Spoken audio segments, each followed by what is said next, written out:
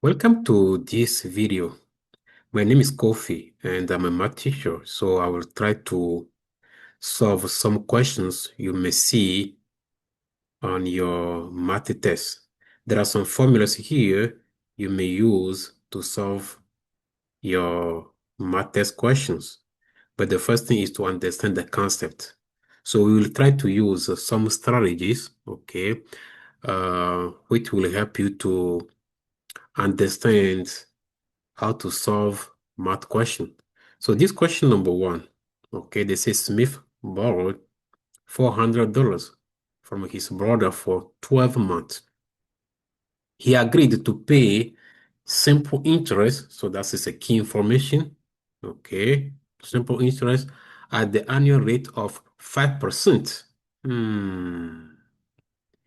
including interest and principal. Yeah, that is another information. Including interest and principal, how much will Smith have paid his brother at the end of the 12 months? Okay, 12 months. So in this question, you have to understand that you will use the formula we call simple interest. And here we have the formula. So we have I equals PRT. That's the formula to find the simple interest. But you have to understand that based on the question, they say including interest and the principal. So if Smith borrowed $400, Smith will pay the $400 plus the interest.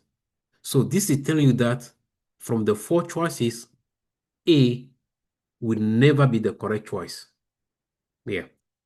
So A is out. Yeah. Because if Smith borrowed 400, he will pay more than 400 because 400 plus interest. So it cannot be below 400. Same thing, B cannot be the correct choice because B is below 400. So far, we eliminated A and B. So that increased our chance, to get the correct choice. So the first thing we're going to do here is to find the interest. So using this formula. But let's understand something which is very important. When they say here, I equals PRT, where I is the interest, okay, P is the principal, R is the rate, and the T is the time. T always has to be in years. So when they give it T in month, you have to convert it in year. That's why you'll see here, when you have a 12 month is same as what? 1 year. So you're going to use a T as a 1. Also understand that when they say 5%, okay, which is this 5%, but you have to convert it in decimal. Now, using the formula I equals P R T, P is $400 multiplied by R. The R here is 0.05. Again, we convert in decimal, and the T will be 1. If you use a calculator and they do this calculation, you get $20. But this $20 is I, which is the interest. Like I said before, A and the B are out. So if that is the interest, but they said, including interest and the principal, okay, so we'll do what? $400, which is the principal, plus the $20, which is the interest, and that gives you what? $420. Therefore, the correct choice here is C. Okay, let's see the next question. Question number 2. Here we have the 4 choices. Feel free to pause the video, challenge yourself before you see the correct answer. Michael needed to replace the boards on a 22-foot section of his fence. He plans to place the boards as shown below. If the boards are 5.5 inches wide which is the case here. So we want to know how many boards should he buy to cover the distance.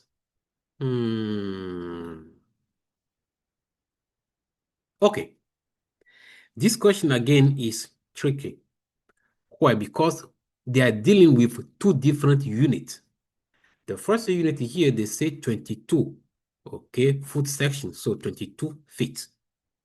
And the second unit is 5.5 inches.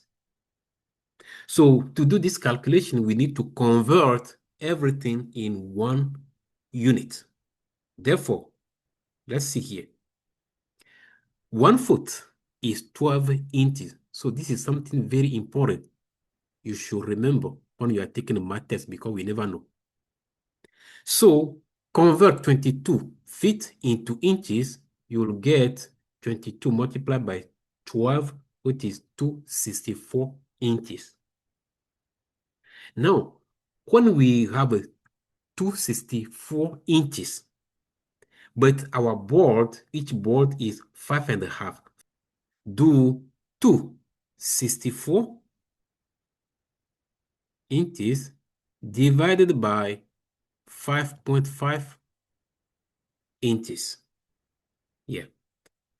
So if the calculation is correct, you should get 48 twice C. So that means what? We need here 48 boards to cover everything. Hmm.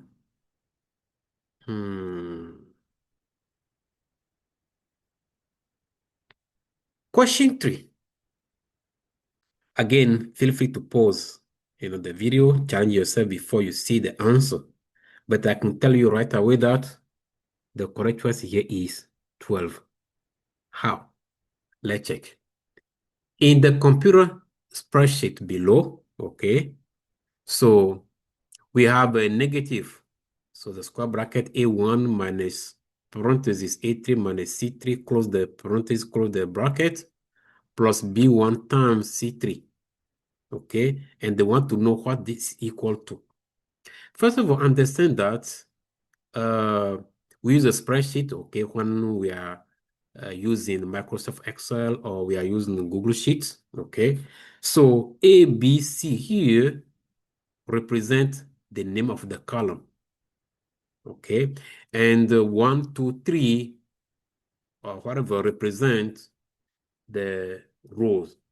So when they say negative A1, A1 means column A, row 1, and that is this here. Column A, row 1. And at A1, we have a -2. So put here -2 minus parenthesis A3. A3 means column A, row 3. And we are here, which is 5.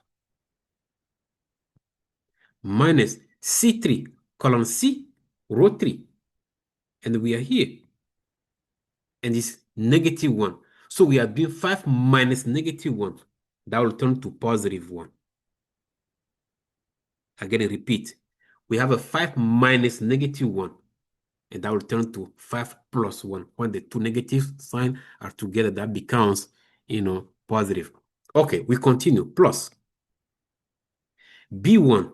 B1 column B, row 1. And we are here, which is -4. So we're going to take that -4. We multiply by C3. C3 means what? Column C, row 3, which is -1. So let's put this in parentheses. So -4 multiplied by -1. Here we are doing multiplication between negative numbers. So -4 multiplied by -1 will return to +4. Okay, remember we have a negative sign in front of the bracket. Inside we have a -2 minus the parentheses. We can do that calculation. So 5 plus 1 is 6. I can leave 6 without parentheses. So I close the bracket plus the 4 we have here.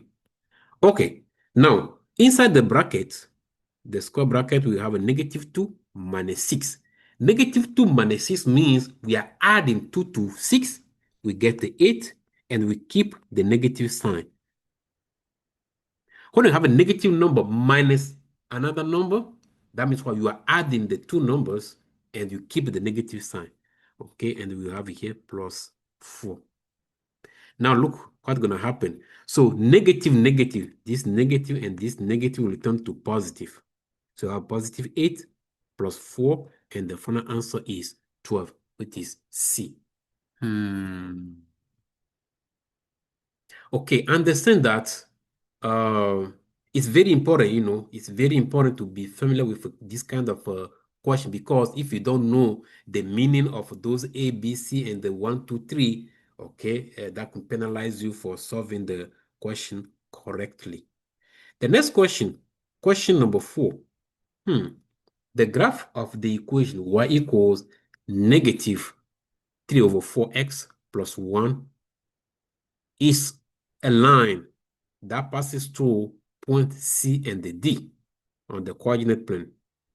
Which of the following points also lies on the graph of the equation? Okay, so let's understand the question.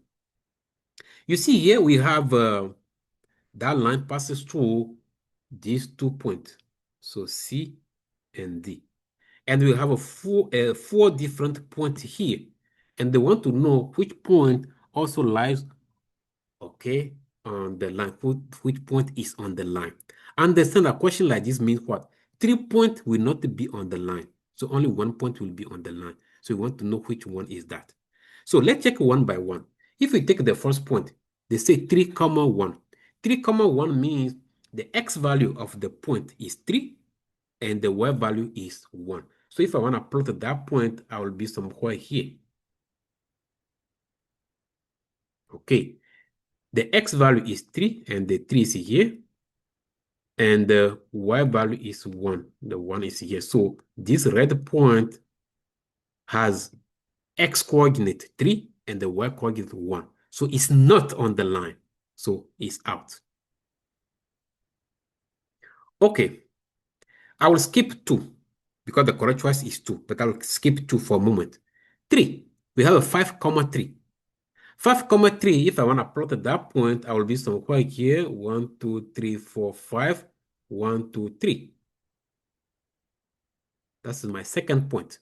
So from the origin, I move 5 units to the right to get my x value, and the 3 units up to get the y value, which is 3. Okay, so also it's not on the line, so it's out.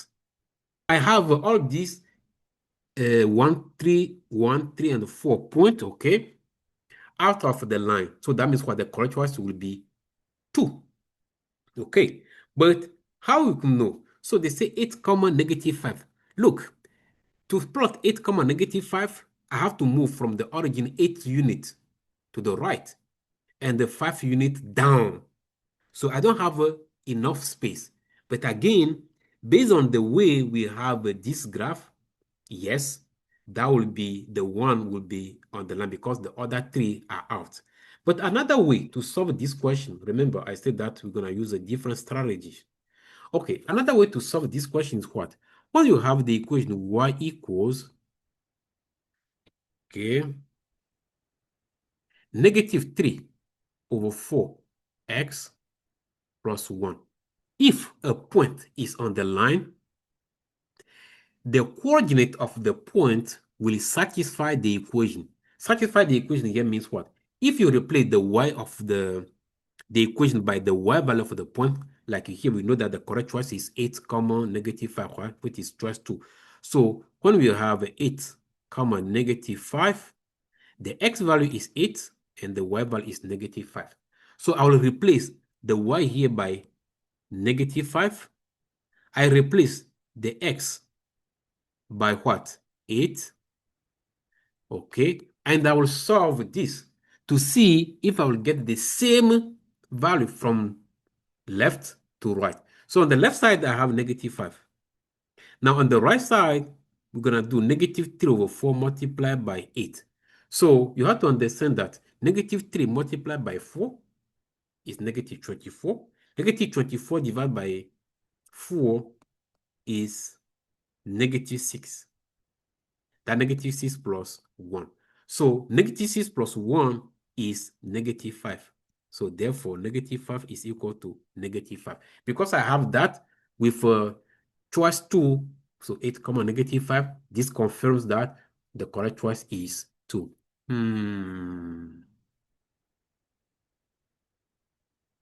Question number 5. Again, pause the video, challenge yourself before you see the correct choice. In the figure below, PQRS is a square. Point S is the center of the circle, and the point P and R are on the circle. If the area, key information, if the area of the square is 4 square centimeters, 4 square centimeters. 4 square centimeters means area A equals, okay, 4 square centimeter. So you have a 4, you have a cm square. So that's the meaning of 4 square centimeter, the area of the square. Okay, what is the area in square centimeters of the shaded quarter of the circle? So here they want to know area of this shaded part. Okay, so when we divide the circle in 4 parts, so one part is shaded and we want to know that area. Understand that when they give you the area of the square, that means it's helpful here. Remember, what is the formula for area of a square? Area of a square, we know that it's going to be side squared, so s squared. So if a side square is 4, that means what? Side will be 2, because 2 square is 4. So side here represents what? If I choose a SR, or if I choose a PS, okay? So you have the same side, right? And that side, which is 2, represent the radius of the circle.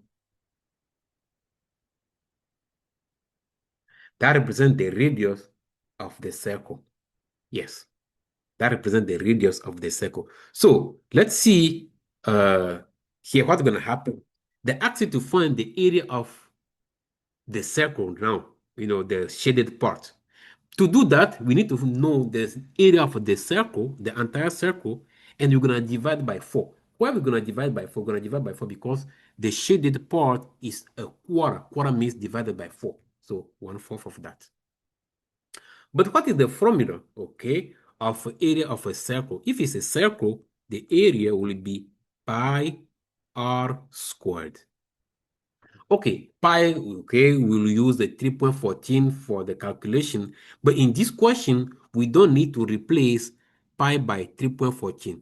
It has to be in the answer like this. Why? Because all the 4 choices, okay, have the pi symbol. They don't replace by 3.14. Okay, so what we need here, the radius, right? Okay, the radius is 2, which is already found. So you have a pi multiplied by 2 squared, which is same as a 4 pi. But look, the answer is not D. The answer will be what? B. Why? Because 4 pi is what? The area of the entire circle. So to find the area, okay, of the shaded part, we're going to take what? 4 pi, and we divide by 4, which is pi. That's why the correct choice is B. So question like this, please, you have to pay attention. You have to pay attention. They could give you the same question, right? And maybe they shade a half of the circle.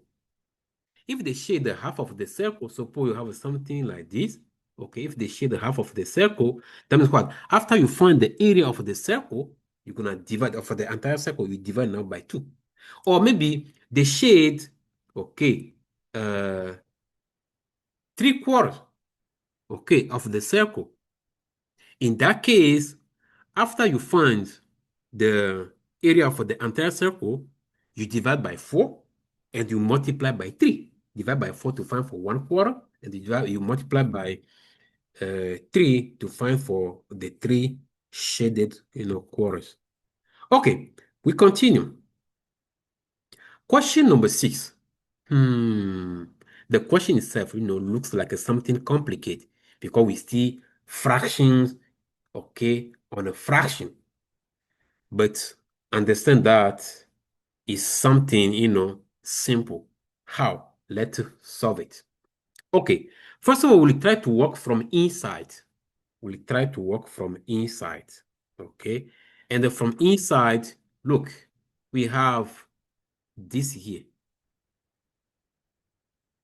So we have a 39 parentheses, x minus 3 divided by 3. Question like this, you could do what? Divide 39 by 3.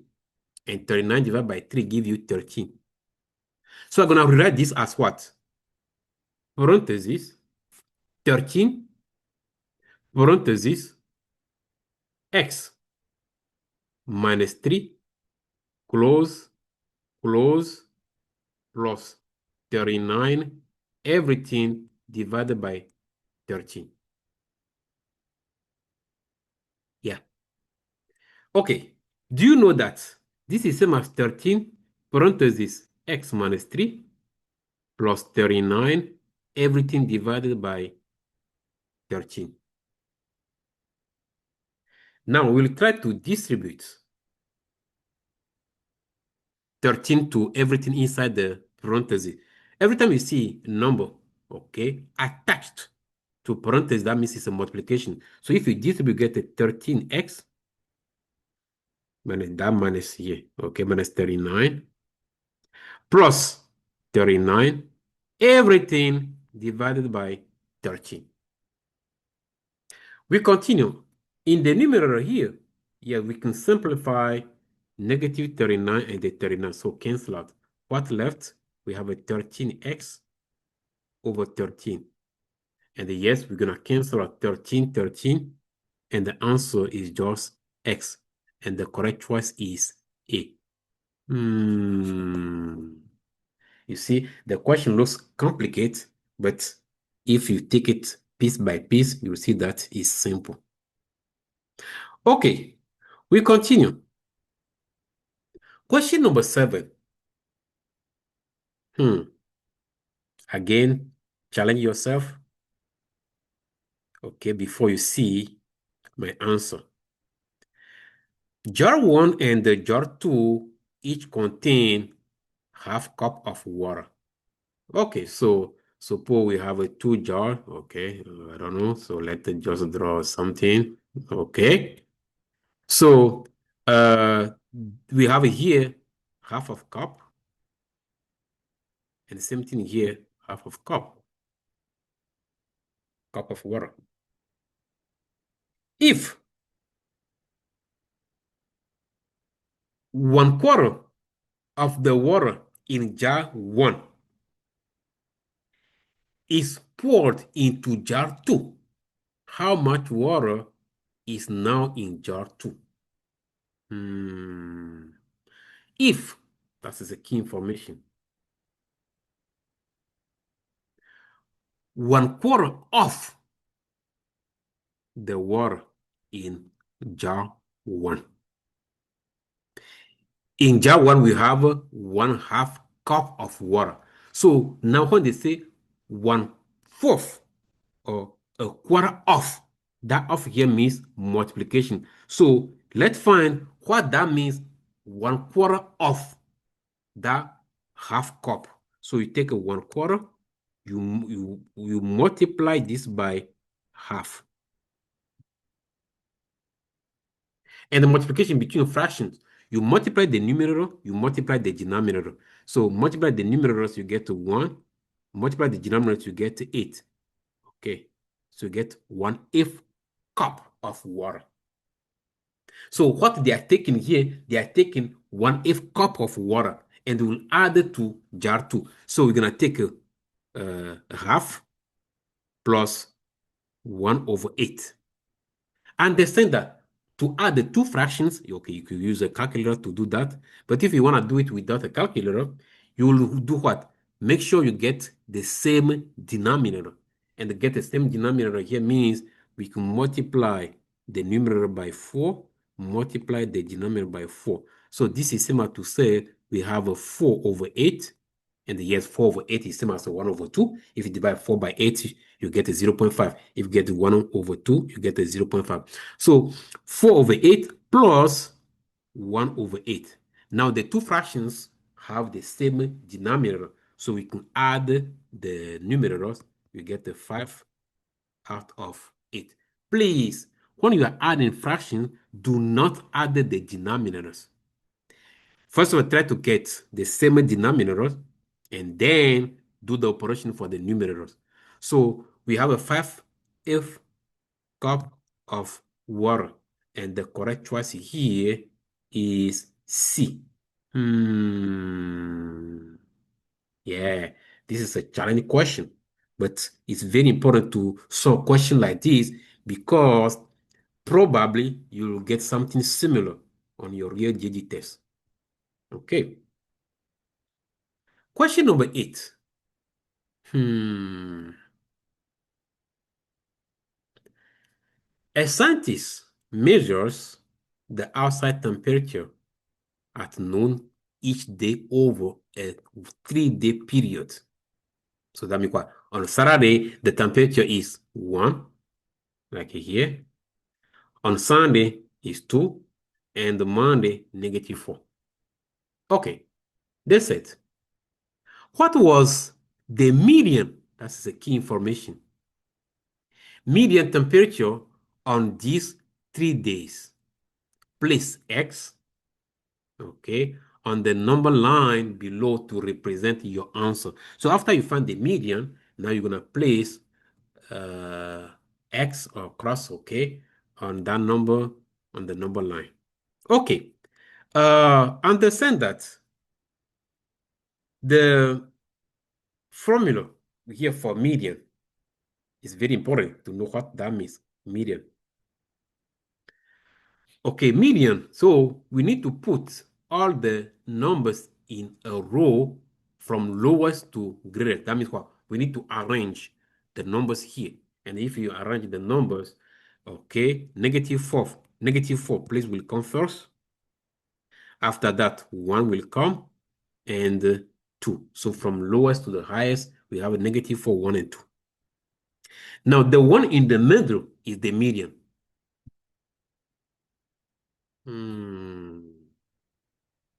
So 1 is the median. But please, if you don't put it in order, you will think like 2 is the median. Yeah, that's why I have to put this in order. And I have to know that -4 is the lowest number. So the correct answer here is 1, and we need to place cross on 1. Yes. Okay. Question number 9. Hmm. Yes. Remember that, this time people who are taking the GED test, the real GED test, okay, they realize that question now are based on charts, graphs, diagrams. So it's very important, to be familiar with this kind of question before, you take your exam. Okay. Question 9.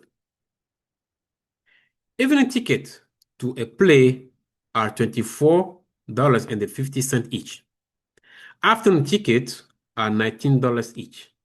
Okay, so we see here that afternoon tickets are cheaper, right? So Maria want to buy 6 tickets. Okay.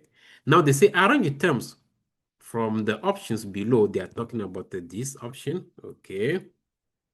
To construct the expression Maria would use to determine how much less, okay, she would spend if she chose an afternoon show instead of an evening show.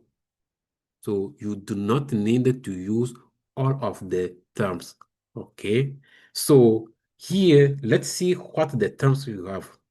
We have a plus, we have a open parenthesis, close parenthesis, we have a 6, we have a $19, we have a division, we have a $24.50, and we have a 1 over 2. Okay. To build this expression, keep in mind that we want to determine how much less. How much less. So it's like uh, we are doing subtraction between 24.50 and 19, and then, okay, we multiply this by 6. But we don't have a multiplication symbol. So that means what? We're going to use a bracket or parenthesis for multiplication. Therefore, the expression will be this. Okay, you're going to have a 6. Okay. Open parenthesis. Inside, you have a 24.50 dollars. You're going to have minus. Do you have a minus here? Yes, we have minus here. Perfect. Minus what? $19. Do you have a $19 here? Yeah, we have it. So we have a 19, we have a 24.50. Okay, we use a open bracket. Okay, now we use a 6 also. Yeah, put it this one. We close this bracket. Put this one here and yes. So the expression is what? 6 parentheses 24.50. So with the dollar symbol, 19. Okay, and we close. Yeah, that's the way you build, the expression. Again, because we don't have the multiplication symbol, we need to use parentheses to represent that multiplication. The reason we need to put the 6, okay, outside the parentheses. Question number 10. The area of a circle is 36 pi. What is its diameter?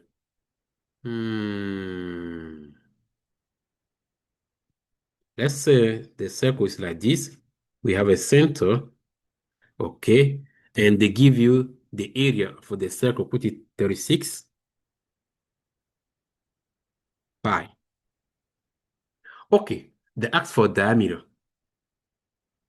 The thing is this, if you know the radius, we can find the diameter because there is a formula. Diameter, okay, is equal to 2 multiplied by the radius. So if we know the radius, we can find the diameter. But how you can know the radius? Remember, for area of a circle, the formula is what? A is equal to pi r squared. So pi multiplied by the radius squared. So when they give you the area of a circle, that can help you to solve for the radius. So let's see, 36 pi, which is the area of the circle, is from a pi multiplied by r squared.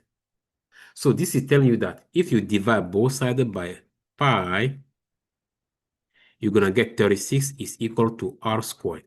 So 36 equal to r squared. R squared means r times r. So what number multiplied by itself give me 36? It's going to be 6. Yes. So r is 6. We can also say that r is equal to square root of 36. That's another way to find, 6. So we take a square root of 6. Okay. But you should know that 6 times 6 is 36. So r times r is 36. That means r is 36. Therefore, the answer is not a 6, but the answer will be what? 12. Because remember, we said diameter is 2 times the radius. So D is 2 multiplied by 6, which is 12.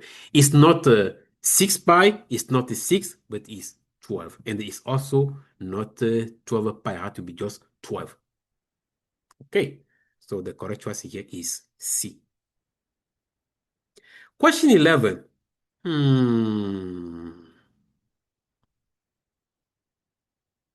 Which of the following equation correctly describe the line on the graph? Hmm. Okay, to solve this question, right, let's review the concept. When I have a question, okay, about a line, understand that slope is also a part of equation of a line, and the slope is something very important to understand. When you have a y equals negative 1 over 2x minus 6, or y equals 2x plus 3, or y equals blah, blah, blah, understand that this is what? The form y equals mx plus b, where that m there represent the slope, and the b represent what? Y-intercept. And the y-intercept is where the line crosses the y-axis. So you see here, we have a y-intercept here. And the y-intercept here is 3. And we say that that 3 is the b. The slope is when they have y equals mx plus b. That number in front, okay, of the x is the slope. And that you have that slope when you have the form y alone is equal to something. Now, what do we have this, key information here? You see this. This says positive slope goes up from left to right. Every time you see a line, okay, going up, always check from left to right if you to know if the line is going up or going down. Always from left to right. If the line is going up like this one, then the line has a positive slope. And if you see here, this line is going up from left to right, the line is going up. So the line has a positive slope. Okay, look again. When you have a y equals negative 1 over 2x minus 6, the slope here is negative 1 over 2. And the slope is negative. So this cannot be the correct choice. Even if we check B, B is the y-intercept. Here is negative 6, which is not correct. So choice A is out. Okay, choice 2 or choice B will say maybe, because we have the y-intercept, which is 3, and also we have the slope, which is positive. So maybe. Choice C is out. Why? Because even the slope is 1 over 2, which is positive, but the y-intercept is negative 6, which is not correct. Choice D, we have 1 over 2, which is positive slope, and the B is 3. So we are between B and the D. Now, how can we make the difference? Now we're going to focus on the slope. So slope, we have different formulas, okay, to find the slope of a line. We can use rise over run. We can use, okay, change in y over change in x. Okay, change in y over change in x is when we say y2 minus y1 divided by x2 minus x1. In that case, we need to know the coordinate of a 2 points, okay, and then do the calculation. But let's use something. We can just use the rise over run, okay, to find the slope of that line. So let's figure out, okay, using the rise over run. So I will take 2 points.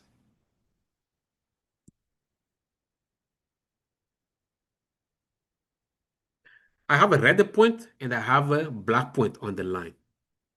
So rise over run, I will move from the red point to the black point, and I have to move up.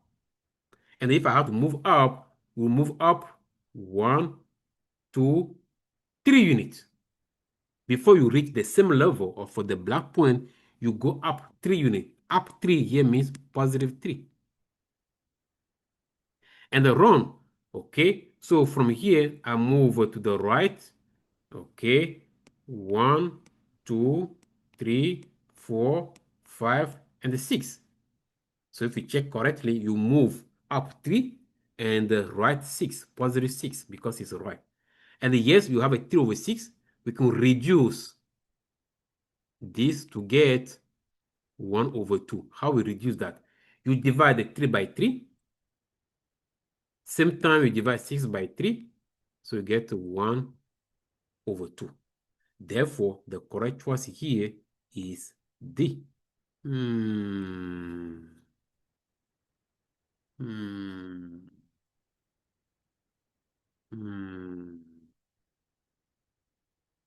Hmm. Another way to solve this question. You see, when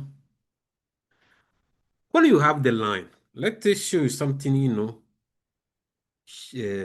very important you can use. Okay, let's use something important you can use. You see here, figure out the 2 points on the line. So we can take this point, we call that x-intercept. And this has a coordinate -6, 0. The x value is -6 and the y value is 0. Now we're going to find another point we call here y-intercept. So the x value is 0 and the y value is 3. For x-intercept, we have -6, 0. The y-intercept, you have a 0, 3. Okay, remember that we crossed out some choices before. We said that A is out because the y-intercept is not correct. We said that the y-intercept for C also is not correct. So we have the y-intercept correct for choice B and the choice D. Now to make the difference, choose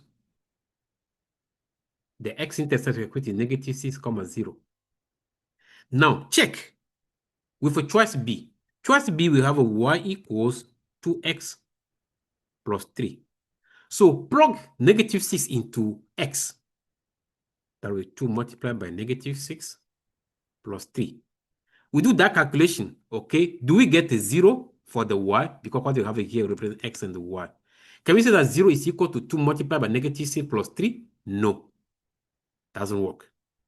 Okay, we're going to check with the other one. Other one, we have y equals 1 over 2x plus 3. And again, replace y by 0 because we are using the same point. Replace x by -6. Okay, and we have plus 3. Now, 1 over 2 multiplied by -6 will give you -3. Okay, plus 3. Is that 0? Yes. So that's why, you'll choose this as the correct choice. So this is another method.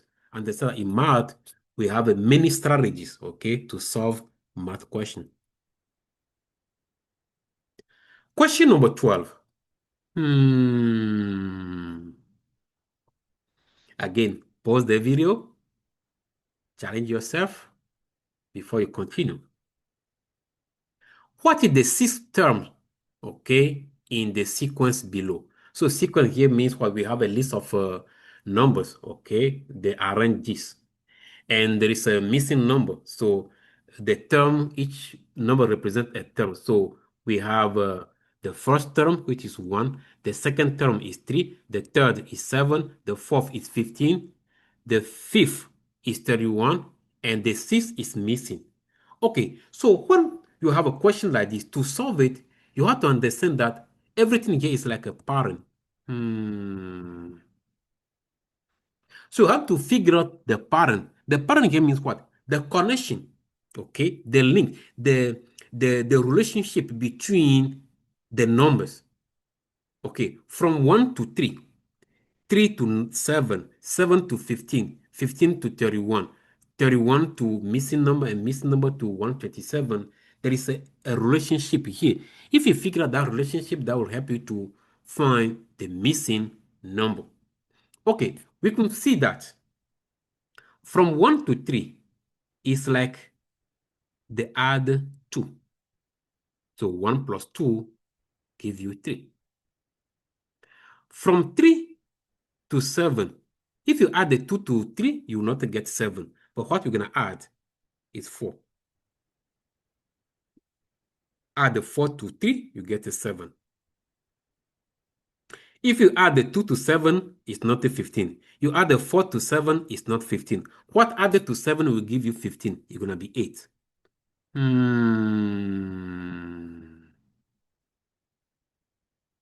Okay. Now, from 15 to 31, seems like the other what? If you check, going to be 16. Ah. Look, look, look. 2, 4, 8. 16. It's like they are doubling the number.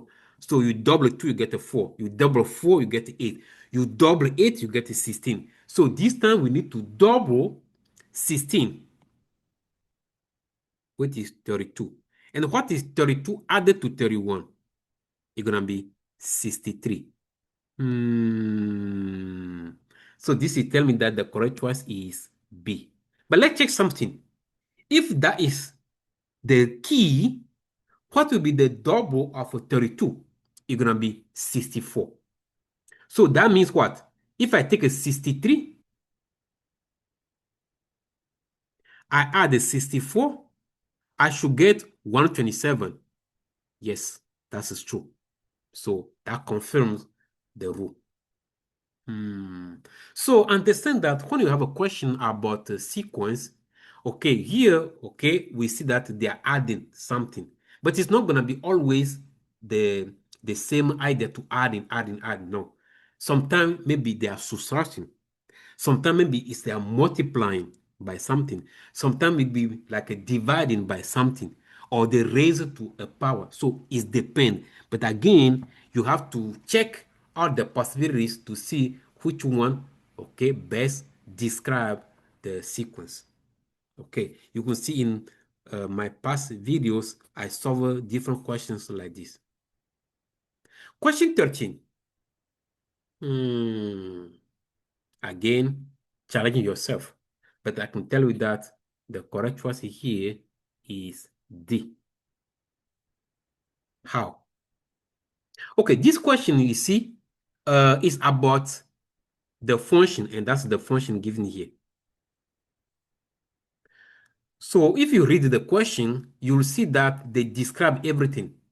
So Raya wants to order business cards. A printing company, okay, a printing company determines the cost C. So C represents the cost, okay, and that C is what? 25.60 B. Okay, what that B represents? B is the number of boxes of cards, okay, and what N represents? N is the number of ink color. Okay, so so to print this, they need what? Box of cards, and that makes sense. And also need ink colors. Okay, so they say if Raya order 4 boxes, so that may be here is 4 plus. Okay, we have a 14.00. Again, B, we do that B is 4 multiplied by 4. Parenthesis, N is what? Okay, N is a number of ink colors, right? And they say here, card printing in one color. Oh, so it's just one color. Maybe it's just a black, okay, something like that. So because it's one color, that means N is 1. So we replace N by 1. We have a 1 minus 1. Close it. Okay, to solve this question, right, note that this is going to be just 0. So everything in here is just to multiply 25.60 by 4. And you get $102.40. Why that salary will be 0? Okay, order of operation, right? We need to focus on the parentheses. For the parentheses part, you have a 1 minus 1. And 1 minus 1 is what? 0. And if you multiply everything here by 0, that becomes 0. So that's why this part is 0. And the answer is this one. Question 14. The perimeter of the trapezoid below is 46. What is its area? Okay, please, before you take the real GED test, make sure that you understand the difference between the shapes. So question about geometry, what they will give you different shapes. Maybe it's a square, trapezoid, rectangle, parallelogram, or whatever. So you have to know the difference between these shapes. It's very important. Here they help you. They give you the name of the shape, which is a trapezoid. Sometimes they will not give you the name. They will just, okay, say, find the area of the shape below. But you have to recognize that the shape here is a trapezoid. That's very important. Also, be familiar with the formulas, okay, to find the trapezoid. You see, the formula for finding the trapezoid, area for the trapezoid is A equals 1 over 2. H, it is the height, okay? Parenthesis B1 plus B2. B1 and B2 are the bases, okay? And here we have a 10 and 15. So these are B1 and B2. Now the height. Do you know the height? 13 is not the height. 13 is not the height. The height is this. Do you know the height? No. Can we find the height before we find the area for the trapezoid? Yes. That's why they give you the perimeter. And the perimeter here means here that when you add all the sides, you get to 46. Okay, so the height, let's call it h, plus 10, plus 13, plus 15, everything here will give you 46. So that means what? H plus. So 10 plus 13 plus 15. That give you what? 38. Is 46. And my answer is 8. So H is the H.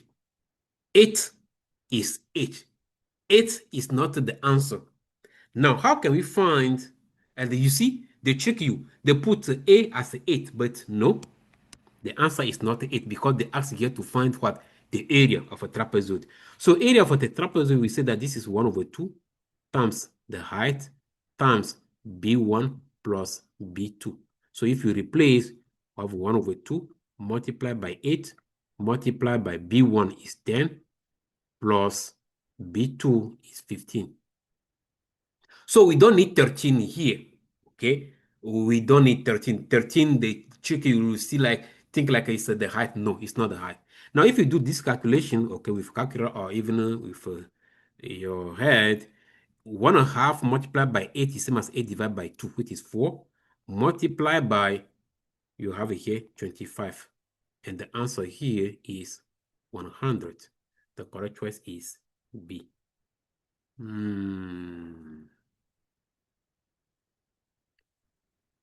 Okay. Question 15.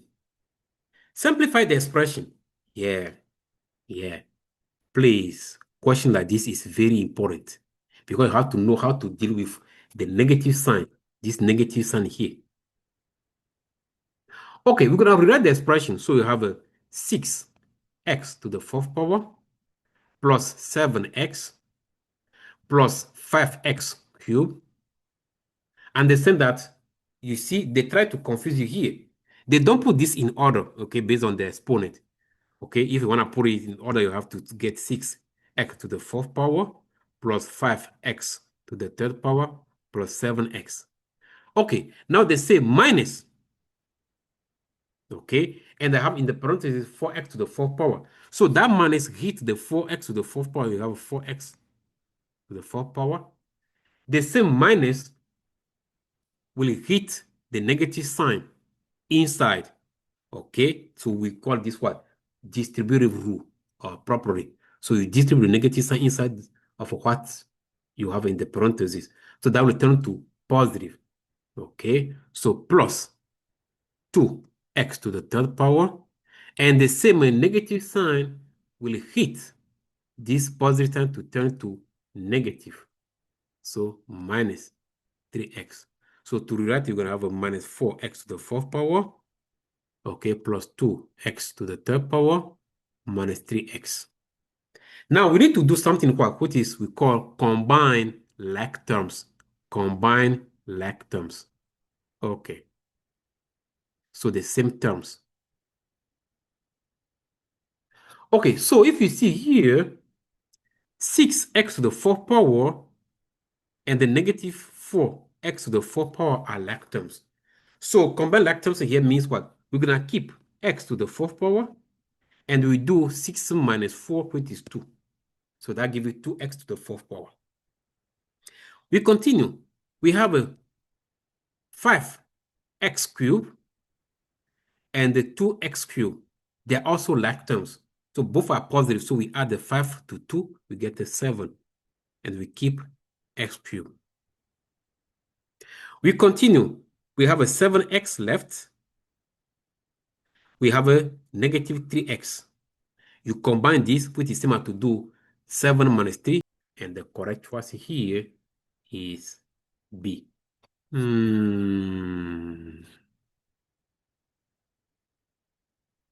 Question 16. Simplify the following expression. Okay, you can see a question like this also, instead of the say simplify, they will say factor the following expression. Yeah. So what they did here, they tried to factor the expression. So that means what? They have something in common. So we have two terms here. 2x squared represents one term, and the 2xy represents another term. Okay. So you will see that, okay, if you see 2x squared, this means what? 2 multiplied by x multiplied by x again. X squared is x times x plus 2 multiplied by x multiplied by y. So we see that we have 2 in common for each term. We also have 1x in common. So we put that in front. So 2x. Now, parenthesis. What we have in common, we put in front, we don't use it anymore. Left over, we have x plus y. Therefore, the correct one here is C. So this is wrong, this is wrong, this is wrong. C. Another way to solve this question, remember math is that subject, we can use a different strategy. Another way to solve this question is what? Take your time, try to distribute. So because the C is the correct choice, let's take that C. Okay, we have a 2x, parenthesis x plus y. So distribute. So take a 2x, you multiply by x. That gives you 2x to the second power. You take the same 2x, you multiply by y. That gives you positive 2xy. You see, what is the given expression. So another way to solve this is to take the choices, okay, one by one, distribute to see which one give you the original expression. Okay.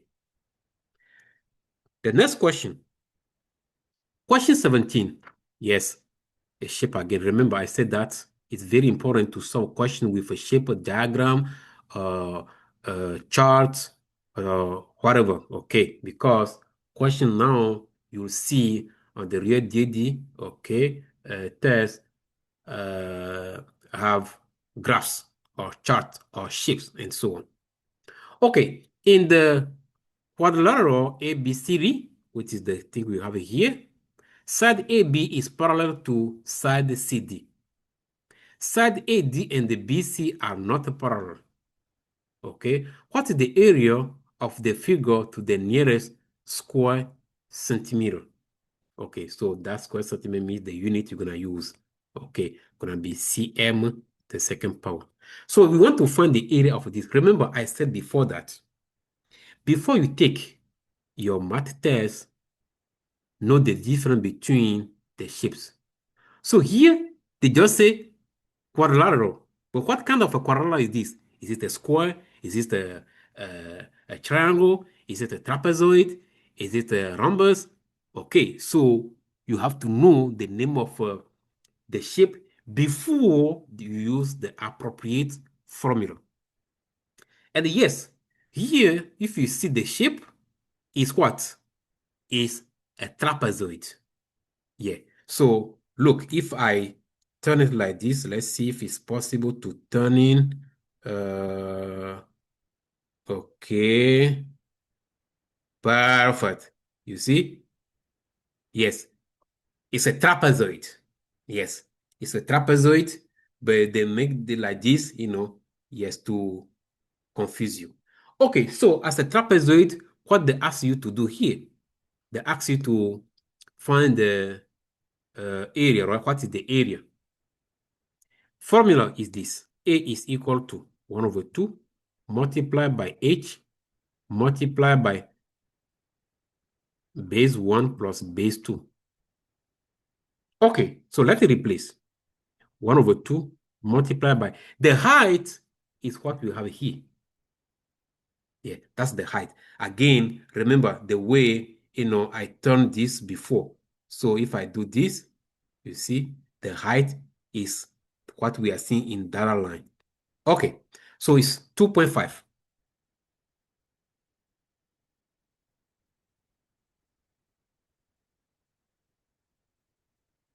Okay, B1 plus B2. B1 is 2, and the B2 is 6. Now, if you use your calculator to do this calculation, you should get what? 1 over 2 multiplied by 8 multiplied by 2.5. This is a multiplication, so I can also write it like that. The 8 came from what? The 2 plus 6. So 1 over 2 multiplied by 8 is 4, and the 4 multiplied by 2.5 is 10. So the answer to this question will be 10 square centimeter. Again, if you don't know how to do it mentally, use your calculator. You plug everything, okay, you get the correct answer. Okay, question 18. Ryan's average golf score after 5 rounds was 81. The average is 81. Okay, let's underline that. For the first 4 rounds, his score were 78, 84, 82, and 80. What was his score on the fifth round? Hmm. Okay, understand that to solve this question, you have to know what is the formula of finding the average, okay, for a list of numbers. And for that, let's see this. So, when they say average, understand that when they say average, it's same as the mean. Okay, so to find the mean, they say first add up, okay, we need to do the sum of all the data values, and then divide the result by the number of values. So that means what? You see here, the mean, which is the average, will be what? 78 plus 84 plus 82 plus 80 plus x. Remember, those numbers are the first 4 scores, but we have in total 5 numbers because they say 5 rounds. So the fifth number, because we don't know that, we replace by x. And we divide this by 5 to get 81. That's the meaning of the average. So if you know all the numbers, you divide by the total number you have, you should get the average, which is here 81. So we want to find x. Okay, so in that case, what we're going to do is this.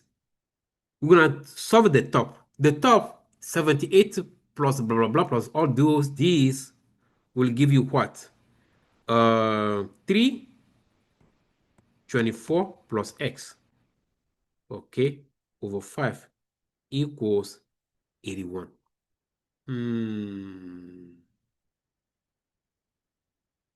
Now, we need to solve for x. In this case, we need to cross multiply.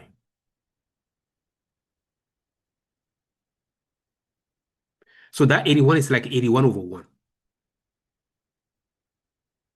So 324 plus x multiplied by 1, which is 324 plus x, is equal to 5 times 81.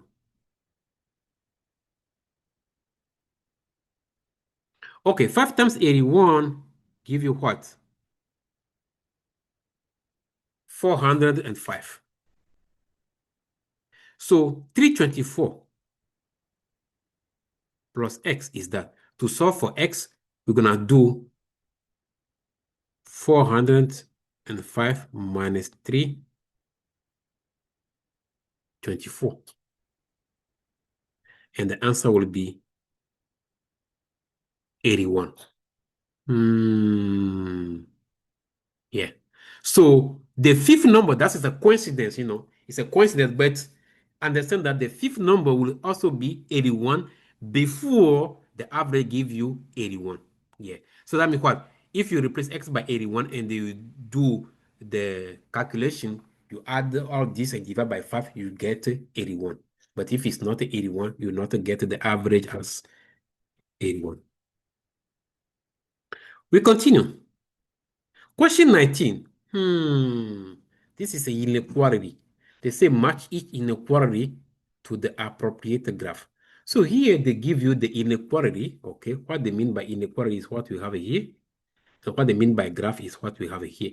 And we want to match. We have a 4 inequalities and we have a 4 graphs. So each inequality will match to a graph. Okay.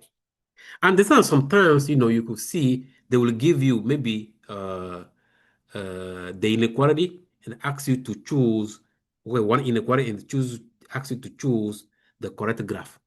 Yeah.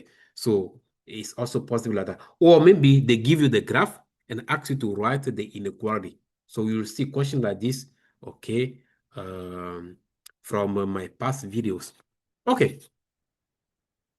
Let's see what's going on. The first one, they say negative 2 is less than x is less than 4.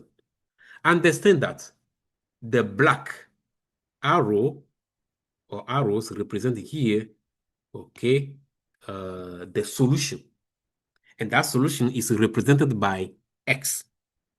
So when they say negative 2 is less than equal to x is less than equal to 4, okay, that less than equal to means that you're going to have shaded, okay, circle. And when you have something like this, it's going to be open. Or you have something like this, it's going to be also open. You have something like this, it's going to be again shaded.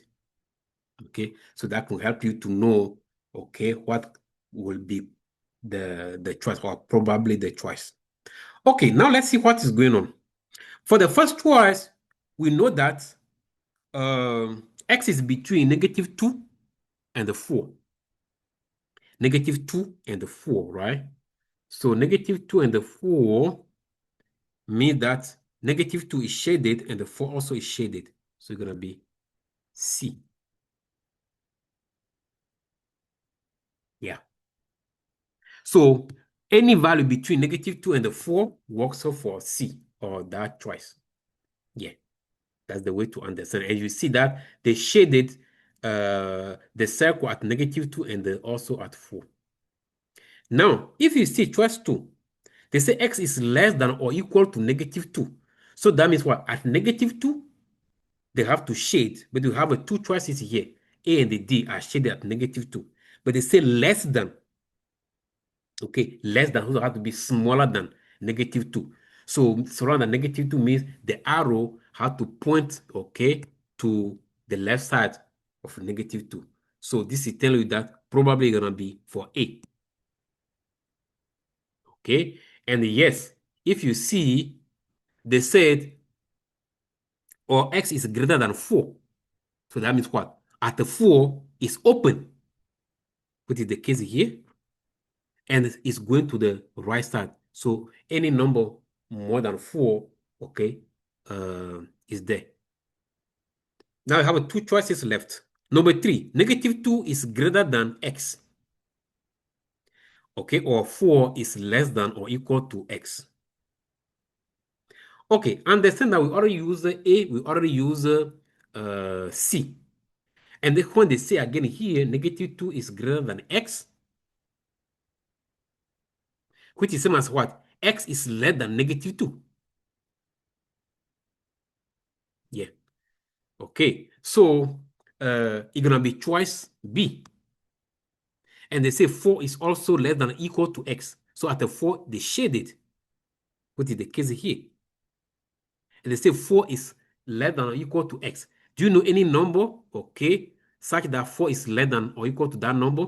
It could be 4, it could be 5, 6, 7, 8, 9, 10, blah, blah, blah. So that confirm, okay, it has to be choice B. And the last one is this one, but let's check. X is between -2 and the 4. That's the meaning here.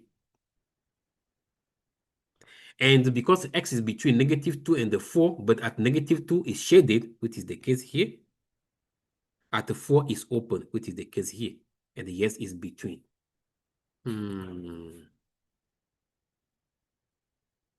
Question 20. Find the surface area of a cylinder with a diameter 4 and height 5. I can tell right away that the correct choice is B. Now let's see. A cylinder. So again, question about the shape. You have to know, okay, how the shape looks and the difference between all the shapes. So cylinder is what I have here. So the height of the cylinder, okay, h is 5. And they say the diameter. So understand that the top is like a circle. And it's a circle, you have the center. So the diameter is from one edge to the other edge through the center. And they give you this diameter and they say 4. So I can call it D equals 4. If the diameter is 4, that means the radius will be what? 2. Remember, radius is the diameter divided by 2. Okay, so the formula for a surface area, SA, is equal to 2 by R. R is what? 2. So multiply by 2. Multiply by H. H is what? 5. Plus 2 pi. R is 2. So 2 squared. Now let's do the calculation. 2 pi multiplied by 2 times 5 will give you 4 times 5, which is 20 pi. So you start to multiply 2 by 2 by 5, you get the 20, multiply by pi, 20 pi, plus 2 square is 4, but you're going to do 2 times 4 is 8, so 8 pi. In total, they have a 28 pi. Perfect. Question 21. So simplify. Remember, in one of the questions today, I show you how to factor expression. Okay, so we're gonna do the same thing here, but this time we'll go a little bit in detail. So let's factor the numerator. So for the numerator, we're gonna use something we call DCF, greatest common factor. Okay, so let's put here DCF. That D stands for greatest, and the C common, and the F factor. Okay, so factor by DCF. We're going to do that for the numerator and the denominator. So if you see the numerator and the denominator, our DCF will be 2. So I'll put parentheses, x squared minus 3x minus 18. Because 2x squared is like a 2 multiplied by x squared.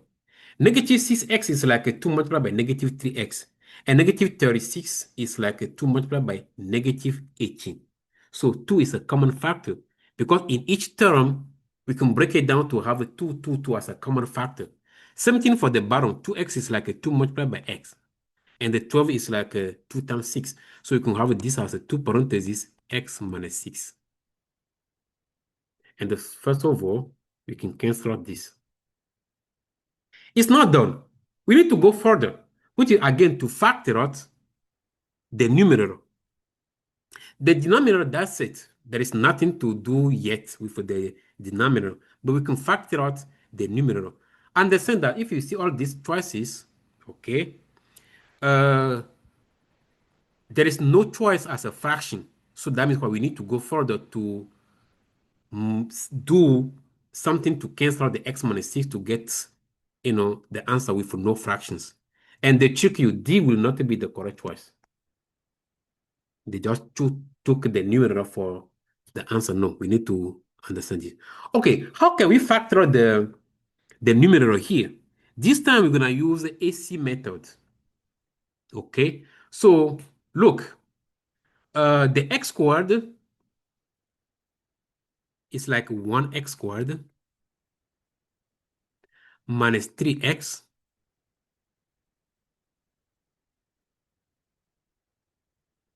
minus 18. So this is like a ax squared plus bx plus c, where a is 1 because ax squared means something multiplied by x squared, which is 1. Bx means something multiplied by x, and the b is negative 3. And the plus c is like plus negative 18, so c is negative 18. So the AC method here means that when you multiply a by c, which is 1 multiplied by negative 18, you get negative 18. So we're going to find two numbers such that when you multiply the two numbers, you get negative 18. And when you add the same two numbers, you get b, which is negative 3. The two numbers here are negative 6 and the positive 3. When you multiply negative 6 by positive 3, you get negative 18. When you add the negative 6 to positive 3, you get negative 3. Yes. Now what we're going to do? We're going to rewrite the expression. So the term we're going to put in parentheses like this.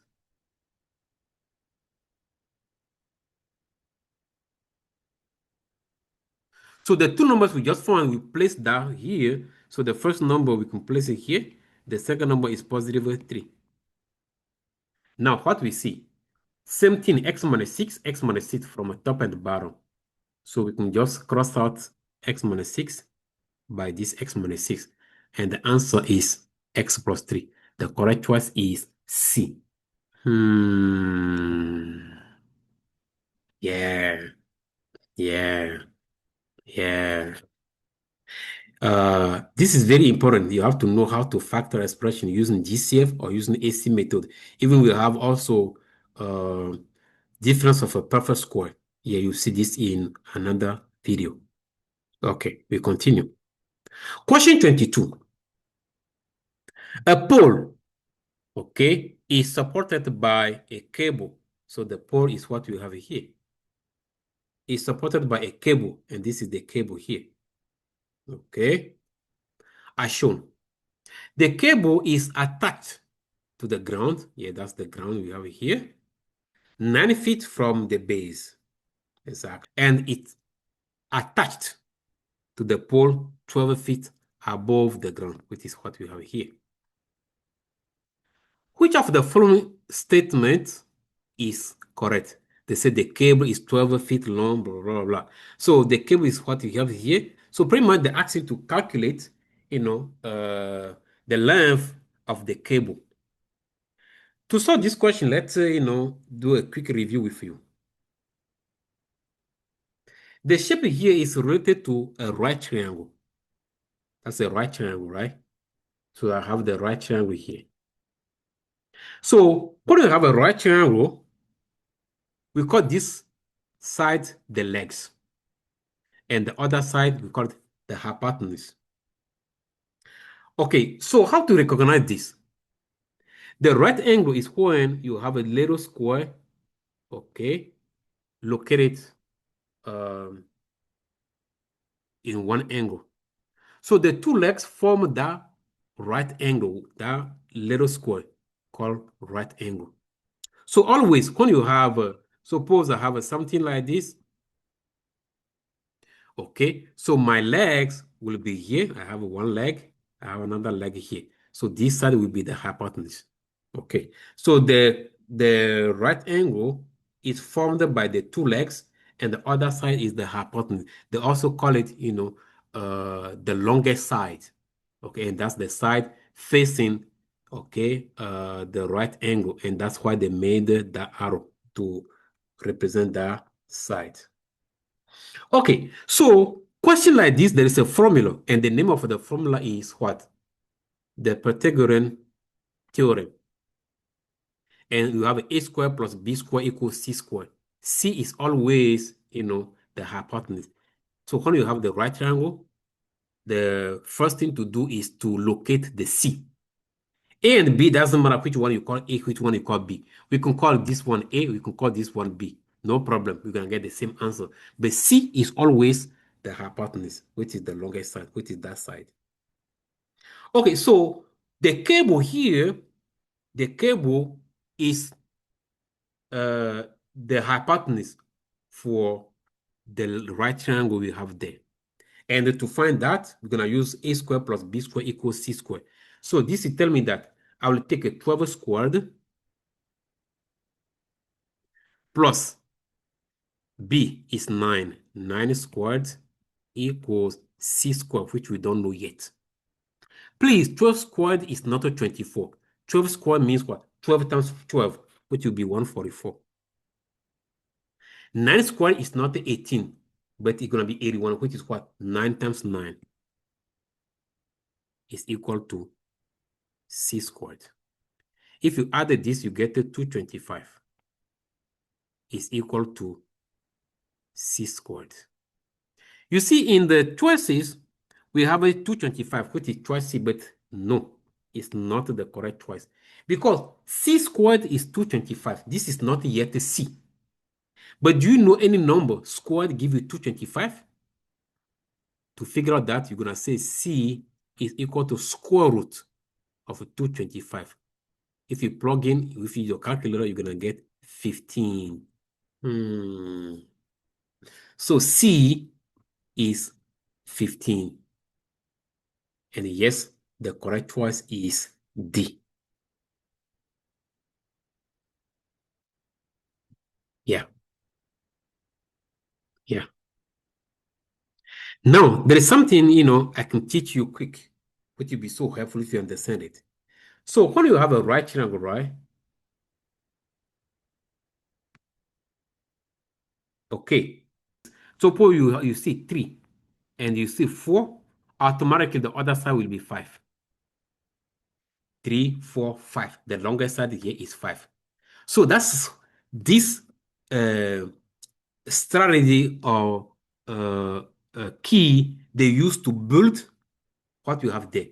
By doing what? If they multiply this by 3, 3, 3. If you multiply this by 3, you multiply this by 3, you multiply this by 3, okay, you get another triangle, right triangle, okay, where you're going to have a 9, 12, 15. That means what? You could see in another question, okay, they take the 3, 4, 5, but instead of multiply by 3, maybe they multiply by 2. So then you're going to have like here 6, 8, 10. Yeah, yeah.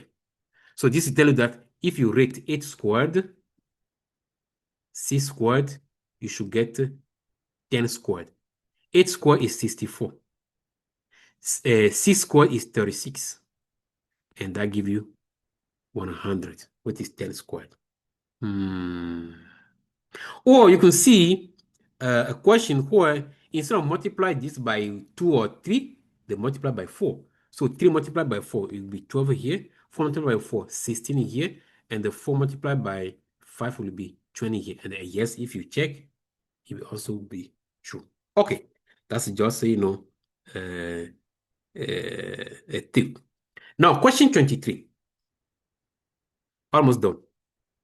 To solve this question, I know that A and B are out. Yes, A and B are out. Why? The thing is here, we want to know monthly income. If you see the chart, they say here what? Credit card debt, 24%. So the employee here or the person, after he or she got paid, he or she gonna use 24% to pay credit card. So after he or she use that 24%, that's the 600. So 600 is not the monthly pay. The monthly pay will be more than 600 because this is not more than 600. He cannot use the 600 to pay the credit card debt. It has to be more than 600. So that's why A and B cannot be the correct choice because A and B are below or less than, 600. Now, suppose X is the income, the monthly income. So if I take X and I multiply by 24%, I should get $600. That's the meaning of the thing. I don't know yet the income, but if I take a 24% of that income, take something off means you multiply, right? Okay, so we get 600. 600. Yeah. So we want to figure out what is the income. But 24% is same as 24 over 100. And that gives you 0.24. So this is same as to say, okay, if I multiply X by 0.24, I will get 600. Now, how can we find X? I will divide everything here by 0.24. So with your calculator, if you do 600 divided by 0.24, you're going to get 2,500.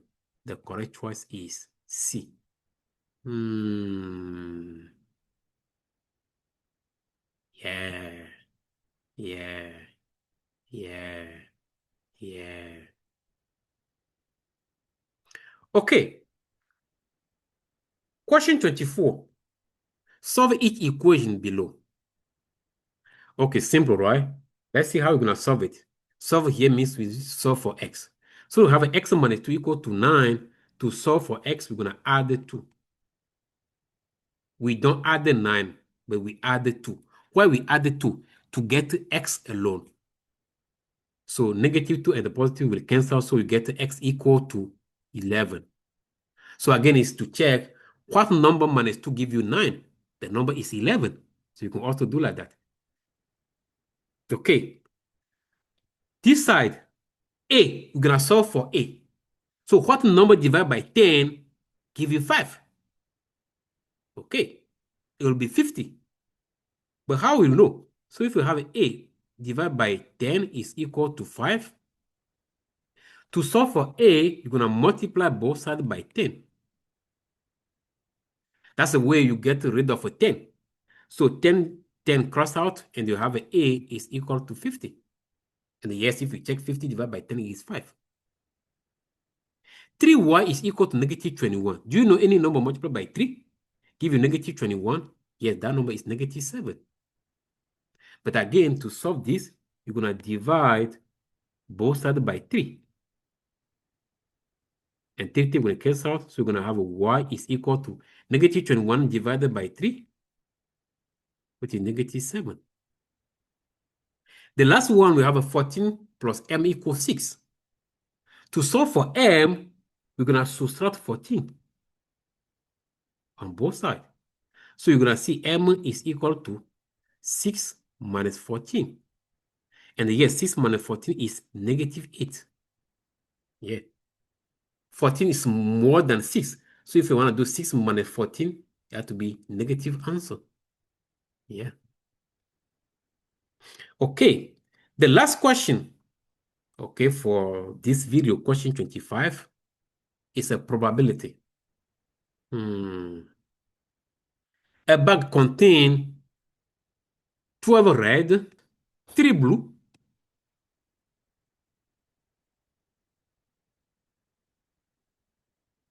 6 green,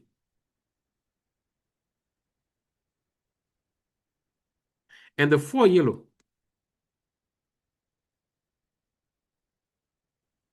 In total, we have what? 25 marbles. Okay, so the probability here, if I call it a P, it will be something over something. And the barrel will be 25, the total marbles we have. Now, the top is based on what they're asking to solve for. They say, what is the probability that the marble will be either blue or yellow? So what happened in the accident? They say if a marble is drawn from the bag, a marble is drawn from the bag, and they say, okay, you draw blue or yellow. That or in probability means plus. Okay, so a probability to draw to draw blue, okay, will be what? Uh, how many blues we have is 3. So you have a 3 out of a 25 because you have a 3 blues. So that would be 3 out of a 25, 3 out of the total. Okay, someone can write like this, 3 out of a 25. Plus, for the yellow, how many yellow you have? 4. So 4 out of 25, which is similar to say 7 out of 25. Look, 4. So 7 out of 25. So percentage. So you can use a calculator. Okay. You do 7 divided by 25. That will give you probably 0.28. So 0.28 in percent means you multiply this by 100. That'll give you 28. So you say 28%. Even without a calculator, we can do that. So if I have 7 out of 25 and I want to find the percentage, is not to rewrite. You write this as what? So 7 over 25 is same as something, so question mark, over 100. So percent means something over 100. So from 25 to 100, I can multiply 25 by 4. So I will do the same thing on top, multiply by 4. So every time you have a fraction, you multiply the numerator and the denominator by the same number, you keep the same value. So 7 over 25 is same as 28 over 100, and that gives you 28%. Okay, so yes, overall, practice make perfect. Again, you have to continue practicing. More videos will come. Okay, feel free, to leave any comments. Okay, and I will reply, to your question. Please share this video, please. Okay, like the video if you see that this is helpful. Okay, so thank you so much, and I see you for our next video. Bye-bye.